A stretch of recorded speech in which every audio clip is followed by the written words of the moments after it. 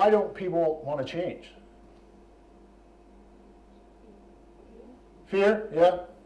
Okay, so because here's your comfort zone. The reason why we call it a comfort zone is because it's comfortable. And yet, remember, this is where A is.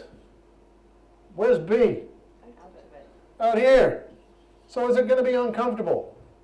Yeah. So we've got to help people understand. And, you know, I've only met, quite honestly, one client in my life who actually can go bust through that and they have no comfort zone. Now, the rest of us are mere mortal. She was Superwoman. She was a 5-time world mind mapping champ. I mean, she was just weird how she processed stuff. She was just a phenomenal person. And I did ask her one day, quite early in our coaching relationship, I said, why do you need me to coach you? Because more often than not, this is where coaches interact. Because you've got to push their boundaries. Because whether they like it or not, sometimes you've got to drag them kicking and screaming. For those coaches in the room, would you agree? Because it hurts. It's not, you know, this is uncomfortable, this is comfortable. So they're not going to go, ooh, I can't wait to get out there because it's really uncomfortable. They're not going to do that.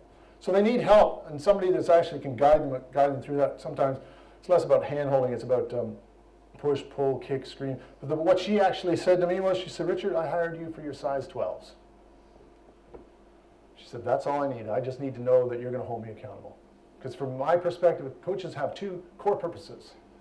One is education and helping them learn about new stuff. Sometimes it's just about bringing out what they already know anyway.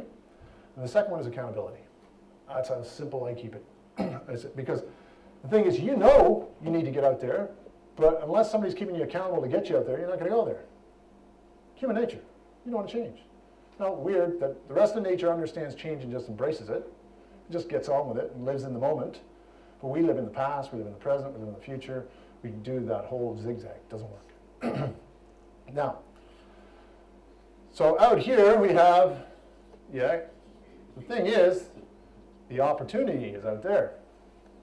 But the perception is that's where the fear is. But how many people have been afraid of something and then all of a sudden you broke through and you say, what was all the fuss about? So why don't we just get over that? Why don't we just agree? Let's make a psychological contract with everyone here. There are no barriers. So your success zone equals the size of your comfort zone. So going back to your definition of success, especially yours, Karen. Okay, so you know where success is, so you know what's going to happen to get you there. Okay, but always use that as a frame of reference with respect to your comfort zone. If you want to be a success, you must embrace change. You must go beyond your comfort zone.